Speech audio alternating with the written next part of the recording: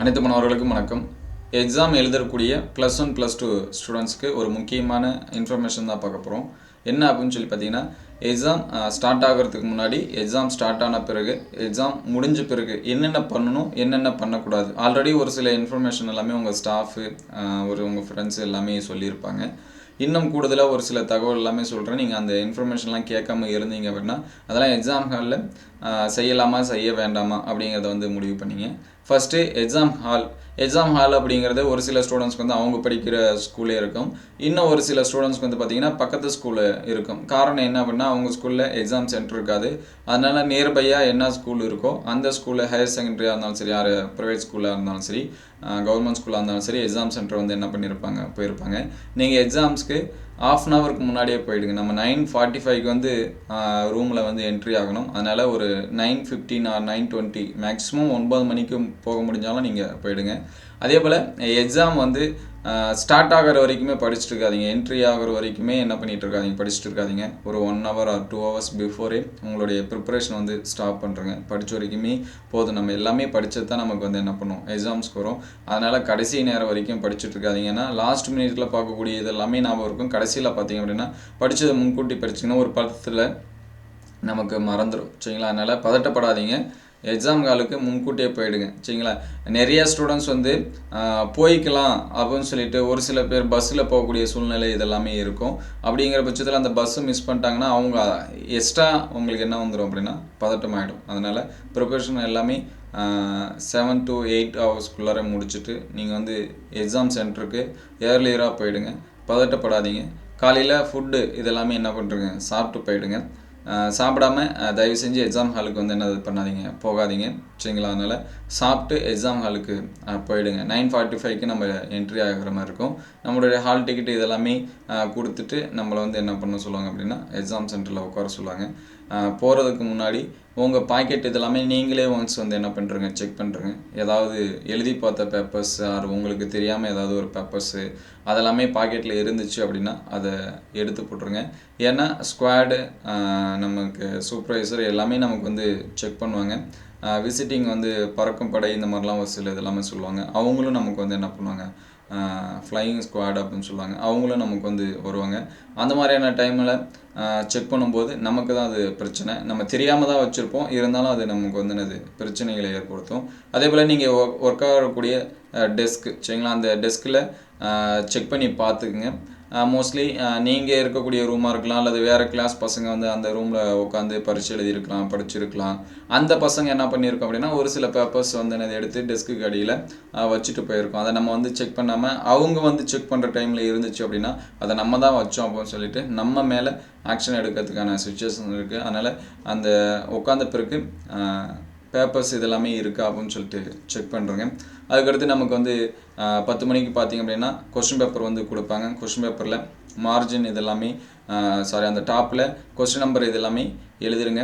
எழுதிட்டு கொஸ்டினை ரிலாக்ஸாக என்ன பண்ணுங்கள், படிங்க. டென்ஷனோடையே படிக்காதீங்க. ஐயோ கொஸ்டின்ஸ் வந்து எப்படி இருக்குமோ, படித்தது வருமா படிக்காது வருமா, எல்லாமே நம்ம படித்தது தான் வரும். நீங்கள் எந்த அளவுக்கு ஹார்ட் ஒர்க் பண்ணி படிச்சிருக்கீங்களோ அந்தளவுக்கு உங்களுக்கு கொஸ்டின்ஸ் வந்து என்னது ஈஸியாக தான் இருக்கும். நீங்கள் மினிமம் கொஸ்டின்ஸ் வந்து படித்தாலும் அந்த கொஸ்டின்ஸும் உங்களுக்கு என்ன பண்ணியிருக்கோம், ப்ரெசென்ட்டாக இருக்கும். சரிங்களா? கொஸ்டினோட பேட்டர்னே ஒரு 3 விதமான பேட்டர்ன்ஸ் வந்து சொல்லுவாங்க. அதெல்லாம் உங்களுக்கு சொல்லணும்னு நினச்சேன். எனக்கு டைமிங் வந்து போதுமான டைம் இல்லாதனால டீட்டெயிலாக சொல்ல முடியல. சரிங்களா?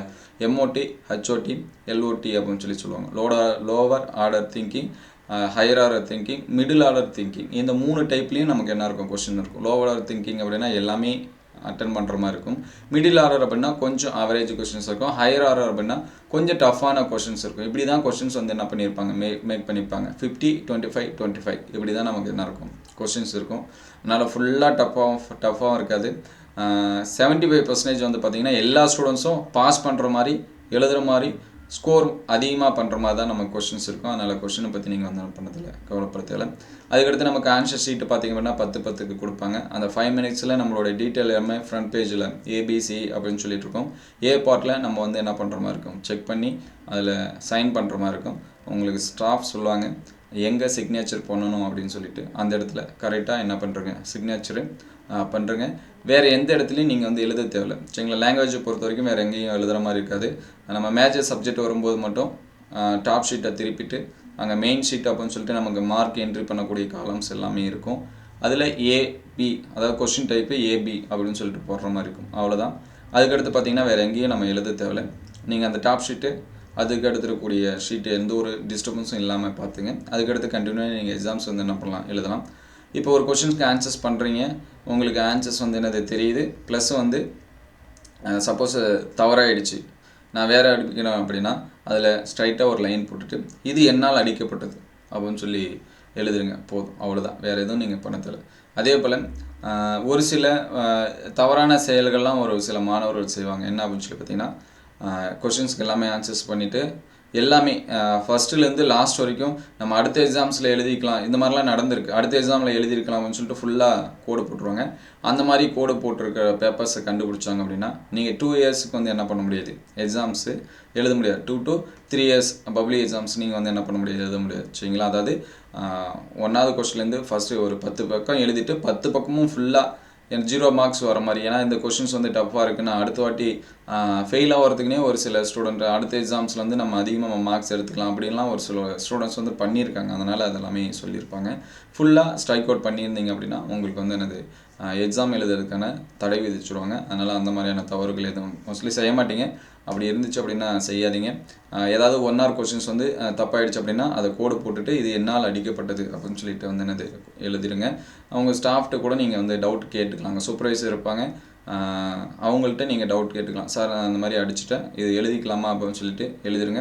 அதேமாதிரி கொஷின்ஸ் எல்லாமே ஆன்சர் ஒரு ஆர்டர் ஈவனாக பண்ணுங்கள். 1 marks எடுத்திங்கன்னா அந்த பார்ட்டை கம்ப்ளீட் பண்ணுங்கள், 2 marks எடுத்திங்கன்னா அந்த பார்ட்டை கம்ப்ளீட் பண்ணுங்கள், 3 marks எடுத்திங்கன்னா அதை கம்ப்ளீட் பண்ணுங்கள், 5 marks எடுத்திங்கன்னா கம்ப்ளீட் பண்ணுங்கள். அதில் ஏதாவது ஒரு கொஷின்ஸ் வந்து தெரியல அப்படின்னா ஸ்பேஸ் விட்டு வைக்கலாம். இந்த பேஜுக்குள்ளே எழுதிடும் அப்படின்னா அப்படி ஸ்பேஸ் விடல அப்படின்னா எல்லாமே கம்ப்ளீட் பண்ண பிறகு கூட எழுதிக்கலாம். ஒரு சில ஸ்டூடெண்ட்ஸ் வந்து 2 marks 1, 3 marks 1, 5 marks 1, மறுபடியும் 2 marks 1, 3 marks 1, 5 marks 1 அப்படி எழுதாதீங்க. அது திருத்துறவங்களுக்கு கொஞ்சம் சங்கடமாக இருக்கும். சரிங்களா? மார்க்ஸ் போடணும்னு நினச்சா கூட நமக்கு வந்து என்னது போட மாட்டாங்க. ஒரு 3 marks போகிற இடத்துல 2 marks இந்த மாதிரி கொஞ்சம் சரி பரவாயில்ல அப்படின்னு சொல்லி போடணும்னு நினச்சாலும் வராது. நீங்கள் எழுதுறதுக்கு தான் மார்க் போடுவாங்க. பேப்பர் ப்ரெசன்டேஷனும் ரொம்ப முக்கியம். சரிங்களா? என்ன தான் இருந்திருந்தாலும் அதனால் அந்த மாதிரி ஆர்டரில் ஈவனாக எழுதுங்க. 1 marks பொறுத்த வரைக்கும் தெரிஞ்சதுக்கு ஆன்சர்ஸ் பண்ணாங்க, தெரியுங்களா வெயிட் பண்ணுங்கள். இன்னொன்று முக்கியமானது என்ன அப்படின்னு சொல்லி பார்த்தீங்கன்னா, எக்ஸாம் ஹாலில் பொருட்களில் வந்து என்ன பண்ணாதீங்க, கடன் இந்த மாதிரி வாங்காதீங்க. நீங்கள் வச்சுருக்கக்கூடிய பொருளை நீங்கள் யூஸ் பண்ணுங்கள். எல்லா தேவையான பொருட்கள் எல்லாமே எடுத்துகிட்டு போயிடுங்க. ப்ளூ ஆர் பிளாக் ரெண்டுத்தில் எதனாச்சும் ஒன்று தான் எழுத சொல்லுவாங்க. அதனால் blue pen or black pen எழுதி இது பண்ணுங்கள். அண்டர்லைன் பண்ணுறதுக்கு இதெல்லாமே பென்சில் இதெல்லாமே யூஸ் பண்ணி அண்டர்லைன் இதெல்லாமே பண்ணுங்கள். அதுக்கடுத்து பார்த்திங்க அப்படின்னா ஃப்ரெண்ட்ஸுக்கு ஹெல்ப் பண்ணுறேன்னு சொல்லிவிட்டு நீங்கள் எதுலையாவது மாட்டிக்காதீங்க. என்னோடய ஃப்ரெண்டு இருக்காங்க, நான் உங்களுக்கு காட்டுறேன், இல்லை வந்து 1 mark சொல்கிறேன், கொஸ்டினில் ஏதாவது எழுதுகிறேன் அப்படின்னா அவங்கள மார்க் பண்ணி வச்சுக்கோங்க. கொஸ்டினில் நம்பர்ஸை தவிர வேறு எதுவுமே என்ன பண்ணக்கூடாது, எழுதக்கூடாது. அப்படி எழுதுனீங்க அப்படின்னா அவங்களோட சூப்பர்வைசர் பார்த்தாலும் சரி, உங்களுக்கு வந்து என்னது அந்த ஹால் வரக்கூடிய ஸ்குவாடு இவங்களாம் பார்த்தாலும் சரி, மார்க் ப்ராக்டிஸ்னு ஒன்று இருக்குது, அதில் புக் பண்ணிவிடுவாங்க.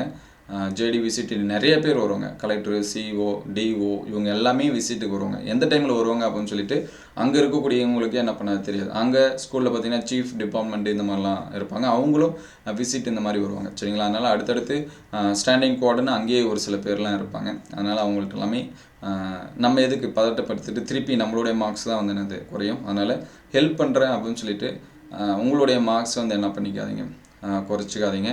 அதுக்கான சுச்சுவேஷன் இருந்தாலும் அதில் ஈடுபட தேவையில்லை.